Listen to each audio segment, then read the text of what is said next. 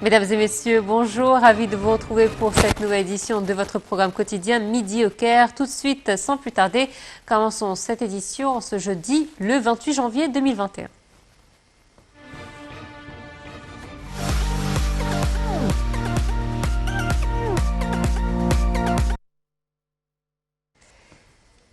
Et on commence avec l'actualité du jour, la rencontre d'hier entre l'Égypte et le Danemark, dans le cadre du championnat du monde de handball 2021.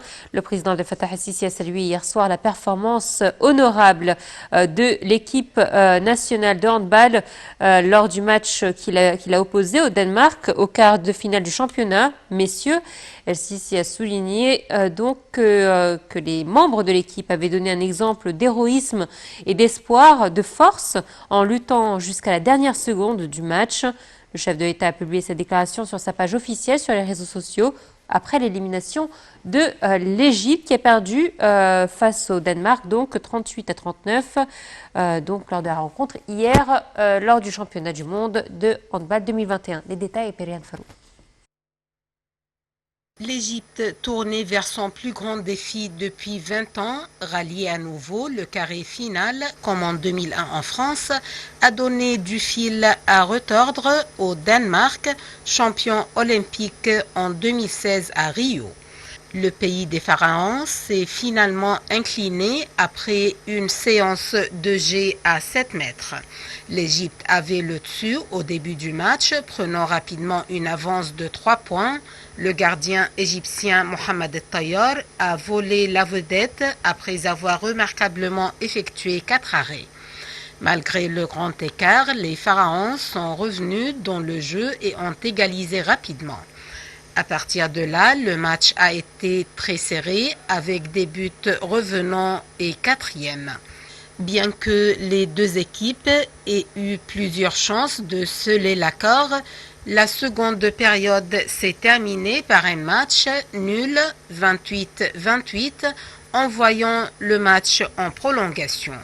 Le Danemark a pris une avance de 2 buts au début et alors que le match semblait terminé, les Nordiques ont donné un plenty 2 secondes avant le coup de sifflet final. Mohamed Sanad est intervenu pour prendre le tir crucial et a réussi à marquer l'égalisation.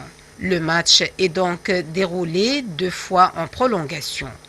Au cours des 10 dernières minutes, l'Égypte avait 1 point d'avance, mais un incident similaire s'est produit en fin de match et le Danemark a pu égaliser. Ce que signifie qu'une séance de tir au but déciderait du match. Après une performance respectable, les Pharaons ont perdu 4-3 au tir au but. Ahmed El-Ahmar et Ali Zain ont raté les tirs au but, tandis qu'Henrik Jensen était le seul joueur à marquer un penalty pour le Danemark.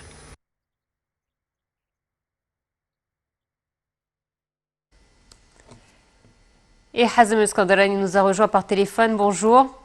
Bonjour. Alors, on en a rêvé, on a espéré jusqu'à la dernière seconde, et finalement, à 1 point, rien que le score est significatif et parle en lui-même. Hein. En seulement un seul point, nous avons perdu cette chance ou ce billet, après des efforts, on va dire, surhumains. Bien sûr, quand on regarde le match hier, vraiment, c'est la meilleure performance, la meilleure prestation qui a été fournie par l'équipe égyptienne, notre équipe nationale, dans tous les championnats où on a participé. Donc, on voit, par exemple, quand on regarde nos résultats avant, on est arrivé 5 fois à être entre les 8 grands du handball mondial. En 95 et en 97, on est arrivé à la 6e place. En 2001, on est arrivé à la 4e et pour cette année et pour l'an 99, on est arrivé à la 7e place. Donc on voit que ça c'est un niveau qu'on a atteint plusieurs fois. Mais la performance, la prestation qui a été faite qui a été donnée par l'équipe égyptienne est unique, vraiment, en mettant en considération qu'on confronte une équipe vraiment, c'est le monstre du monde aujourd'hui, dans le monde de handball. Et là, vraiment, je ne pense pas que, d'après les niveaux que j'ai vus, qu'une équipe va performer aussi bien face à cette équipe très très solide, qui joue en harmonie extraordinaire. Donc je vois que la performance d'hier, la prestation d'hier a pris le cœur de tous les Égyptiens. Les 100 millions Égyptiens hier étaient scotchés devant la télévision en train de regarder un match vraiment formidable. Et je vois que ce match d'hier est le meilleur de tous nos matchs qu'on a joué dans la Coupe du Monde de handball. Effectivement, et je pense qu'il n'y a pas que les Égyptiens qui étaient éblouis par la performance de leur équipe. Même sur le plan international, il faut dire que les joueurs du Danemark étaient essoufflés, ils étaient épuisés. Ça, c'est vrai. Et le score le montre. Exactement. Et même quand on est passé au tir au but, les penalties, justement, quand on regarde les expressions sur le visage de Mikael Jensen, le meilleur joueur au monde, oui. Il était à côté de notre joueur Ibrahim El Masri quand il a reçu lui aussi le carton rouge, malheureusement. Et ben là, il avait peur. Il avait peur de perdre. Donc là, ces joueurs que je considère comme que je compare aux icebergs. Quand on regarde la Suède, le Danemark, Norvège, ces pays, ils sont connus d'avoir le sang-froid. Mais justement, les Égyptiens, fièrement, ont fait peur à ces joueurs, à ces équipes. Les Suédois, ils ont fait une fête pas possible quand ils ont réussi à nous battre avec un but d'écart.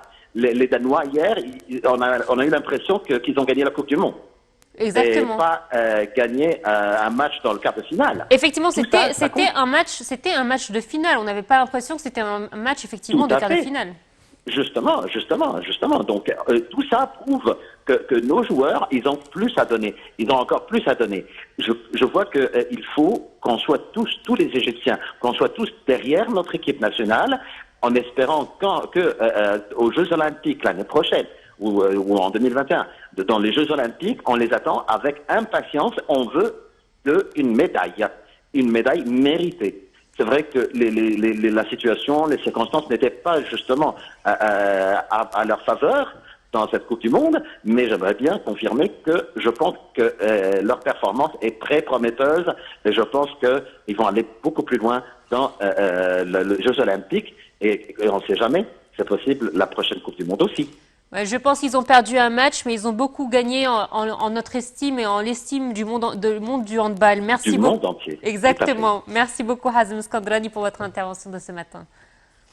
Et nous poursuivons donc notre édition avec cette nouvelle, toujours concernant la présidence. Le chef de l'État, Abdel Fattah el-Sisi, a donné ses directives hier pour fournir les équipements les plus modernes nécessaires à l'exécution du projet de développement des villages égyptiens. El-Sisi a fait cette déclaration lors de son entretien avec le conseiller du président chargé de la planification urbaine, le général Amir Saïd Ahmed, et de hauts responsables de l'autorité du génie militaire. Le chef de l'État a examiné lors de cette réunion l'état d'avancement d'un nombre de projets en cours de construction par l'armée dans les villages égyptiens ainsi que les projets de construction des banlieues de la nouvelle capitale administrative. Le président a donné ses instructions également de poursuivre le développement du réseau routier et de l'achèvement et de son achèvement dans les délais prévus. Le Premier ministre Mostafa Madbouli, accompagné du ministre des Transports Kamel Ouazir, a assisté hier à l'arrivée de la machine de forage profond à la station Ketket, qui est à la dernière station de la première partie de la troisième phase du métro du Grand Caire, après l'achèvement des travaux d'excavation du tunnel entre les stations Zamalek et Ketket, et de 929 mètres de longueur. Madbouli a affirmé que l'État entreprenait des pas accélérés vers l'avancement de tous les secteurs, en particulier le secteur des transports, auquel le président Abdel Fattah el-Sisi accorde un intérêt particulier vu son impact direct sur la vie quotidienne du citoyen et son rôle vital dans la réduction des embouteillages et de la pollution.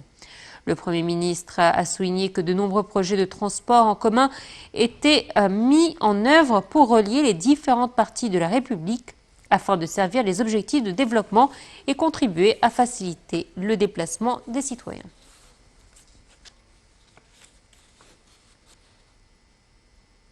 Le ministère de la Santé a annoncé que 530 personnes rétablies du coronavirus avaient quitté les hôpitaux de confinement après avoir reçu les soins médicaux nécessaires, ce qui porte le nombre total des cas guéris à 127 963. Le porte-parole du ministère, Dr Khaled Mogahed, a toutefois annoncé que 632 nouveaux cas testés positifs avaient été enregistrés hier, portant le nombre total des personnes contaminées à 163 761. Le ministère de la Santé a annoncé avoir répertorié 48 nouveaux décès, ce qui augmente le nombre total des victimes à 9 115 cas.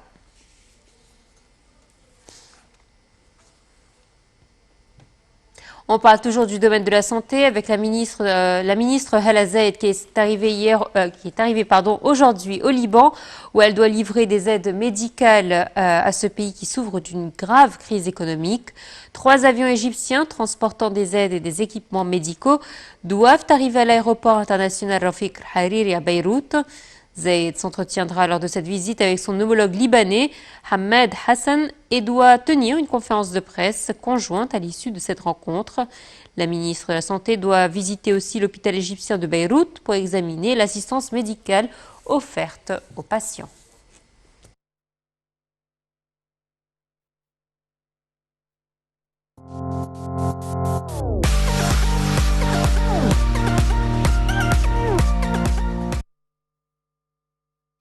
Le chef du gouvernement, Mostafa Madbouli, s'est réuni hier avec le ministre des Finances, Mohamed Maït, et le vice-ministre des Finances chargé des politiques monétaires.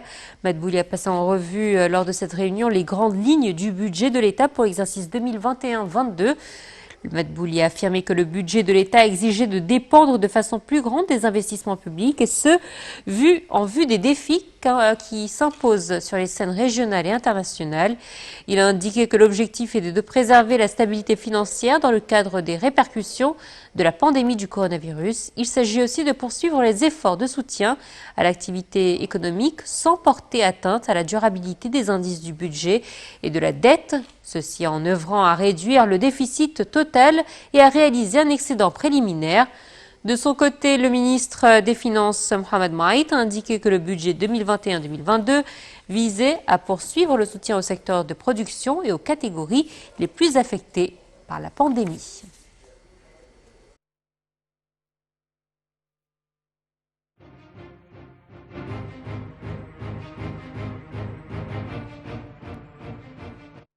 Et on termine avec du tourisme. L'Égypte a récupéré hier une large gamme de pièces antiques qui étaient en possession du musée de Saint-Évangile à Washington.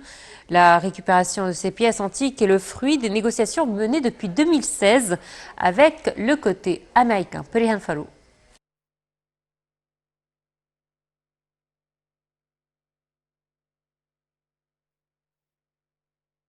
Une large gamme de pièces antiques égyptiennes est arrivée hier à l'aéroport du Caire en provenance des États-Unis où elle était en possession du musée du Saint-Évangile à Washington. La récupération de ces pièces antiques couronne de succès les négociations menées depuis 2016 par le ministère des Antiquités et du Tourisme en coopération avec le ministère des Affaires étrangères avec les autorités américaines concernées. Ces antiquités avaient quitté clandestinement l'Égypte. Il s'agit de 5000 manuscrits et de papyrus sur lesquels sont écrits des textes en langue copte et grecque et des écritures en hiéroglyphes et en démenti. Il s'agit de 5000 manuscrits et de papyrus sur lesquels sont écrits des textes en langue copte et grecque et des écritures en hiéroglyphes et en dématique. Certains de ces manuscrits comprennent des prières chrétiennes écrites en arabe et en langue copte. La gamme inclut aussi des masques funéraires, des parties de sarcophages et des parties de statues en pierre, ainsi que des portraits des défunts. Ces pièces antiques récupérées seront exposées au musée copte. Le président du Centre des registres des antiquités a souligné que ces pièces n'appartenaient pas aux musées et galeries dépendant du Haut Conseil des Antiquités, mais avait été retrouvé lors de fouilles clandestines. L'ambassadeur américain au Caire s'est de son côté dit content de la rétrocession de ces pièces antiques à l'Égypte, qui intervient dans le cadre de la coopération conjointe entre les deux pays dans le domaine de la préservation du patrimoine culturel et artistique égyptien. Il a aspiré à poursuivre cette coopération à l'avenir.